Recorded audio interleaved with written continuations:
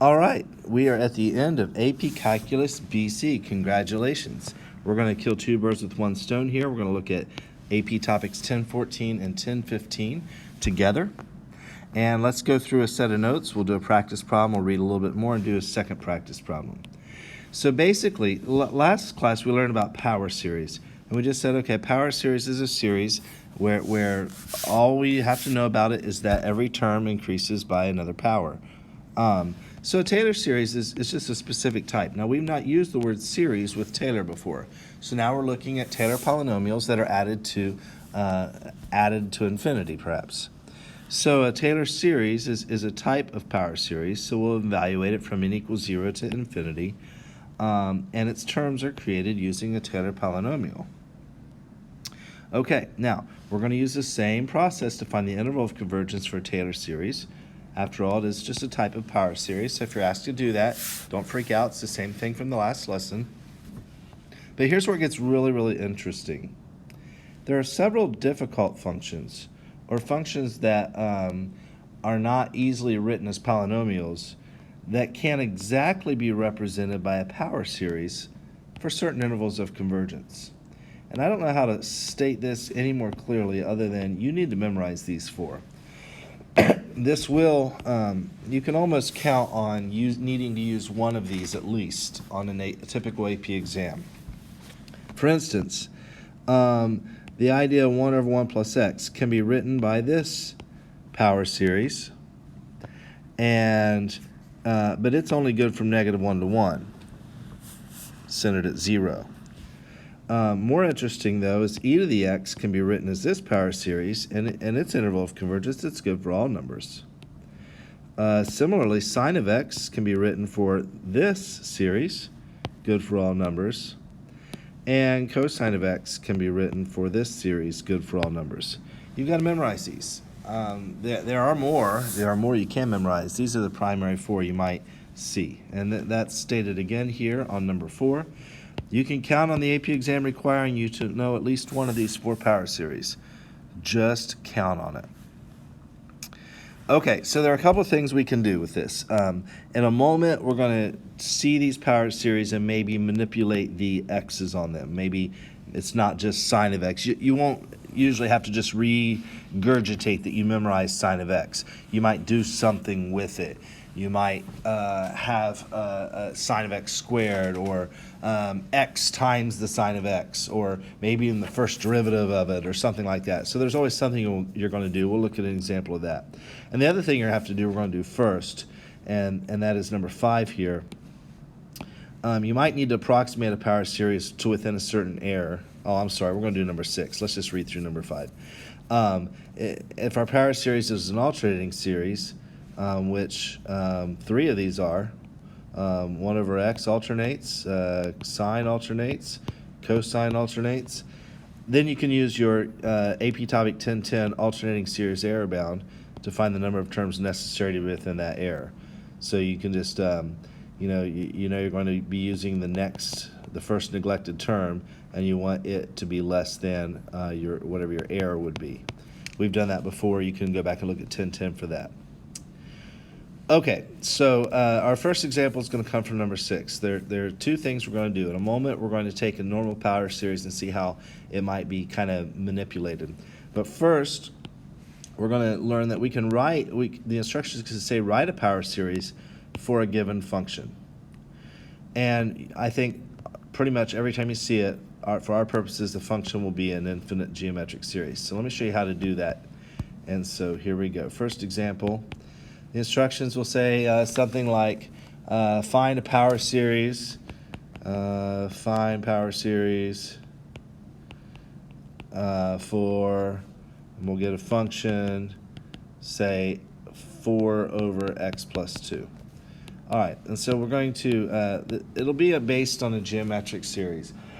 And so if you remember, it'll tell us where it's centered. It usually just be easy, it'd be centered at 0, and we'll have to state the interval of convergence. Well, when does a geometric series converge? Well, it converges as long as r is less than 1, the absolute value of r, and we have we know a geometric series is set up like this. The first answer over 1 minus r, and then as long as the absolute value of r is less than 1, then we're going to have convergence. So this is what we know about a geometric series. So we want to try to manipulate our equation to look like this. Primarily, we need that bottom part to be 1 minus r, thinking of the x term as our radius, or r. Not our radius, but our ratio constant. So here's what we need to do. We need to start with our function and rewrite it so the bottom is 1 minus everything else. So I'm going to rewrite it first of all and say 2 minus negative x, right? That's the same thing. I just reversed the order and made a double negative. And now if I factor 2 out of every term, I get this, 2 over 1 minus negative x over 2. And so there I have an a 1 minus an r. Okay? So that'd be an a of 2, first answer of 2, an r of negative x over 2. Okay, so what are we going to do with that? Well, so our power series is remember, this isn't a Taylor series, it's a power series. And a power series is going to take the first answer, and then we're going to multiply that a times every r raised to an infinite number of powers for each term, or an additional power for each term. So we take that first answer, 2, then we're going to go 2 times r, negative x over 2 to the first power, plus 2 times negative x over 2 to the second power, plus 2 times negative x over 2 to the third power, dot, dot, dot, right? We have a general term, 2 times negative x over 2 to the nth power. Okay? And then we can clean that up. You know, maybe you'll cross off some 2's. You'll do something like that. Now, let's just kind of think, let's just think through this for a second. So f of x equals 2. 2's cancel out, minus x. Now, this next term, that negative x over 2 gets squared. So we're going to have 2 over 4, which becomes x positive squared, because it gets squared over 2, because it's 2 over 4, so it's 1/2. And then this term, we get negative x to the third, so that's going to say negative x to the third, but 2 to the third becomes 8. So 2, that leading 2 over that 8 becomes 1/4, or what we'll find out, we can call it 2 squared. And then what we'll find out on the next one is that our pattern ends up being alternating signs, x to the nth, and then a 2 to 1 power less than n. So that's kind of interesting. And so there we found a geometric series. We have a general term at the end. You might not have to state the general term at the end, but we did that. Now we want to find the interval of convergence. Well, we know on a geometric series, as long as our ratio is less than 1, then we converge, right? So let's go ahead and change that to a compound inequality. Whoops, I need to get rid of the absolute value signs. And then we'll multiply everything by -2, which flips my order like that. So my interval of convergence is -2 to 2.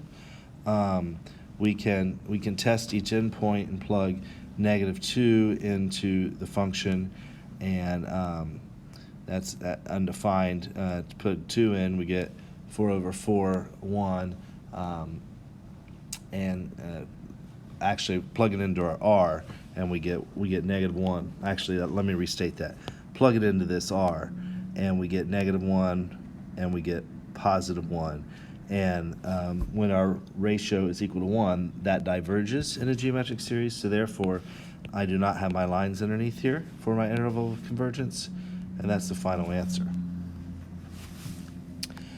All right, there's one more thing that we're going to do with this. Let's read a little bit farther, 7 and 8, and then we'll look at a second example. You can perform operations on power series, so that also means on Taylor series. You might add or subtract two series together. You might multiply a series by a front x. You might multiply a series by a constant. You might plug in a different variable or expression for x. There's lots of things that can happen. We really can't practice all of the different scenarios, but just be aware you could have to do something to it. That's pretty common on the AP test. And you might also be asked to find a Taylor series for something that's unfamiliar. You could do it the long way using our Taylor polynomial stuff from the first lesson, or maybe see if it looks like a variation of one of these 4 power series that you have to memorize. And then you can easily maybe come up with what the series is based on. All right, so what I want to do is just give you a quick example of something you might have to do. Excuse me. So let's see, example 2, we'll call this. And we're just going to say find a Taylor series centered at 0, or we could say find a Maclaurin series. Same idea. For f of x equals sine of x squared. Okay, so this is our first little introduction to, first of all, you should memorize what sine of x is. And second of all, we don't have sine of x, we have sine of x squared. So I want to take that, what sine of x is, and I'm just going to copy it down here. So here we go. We have sine of x is x minus x cubed 3 factorial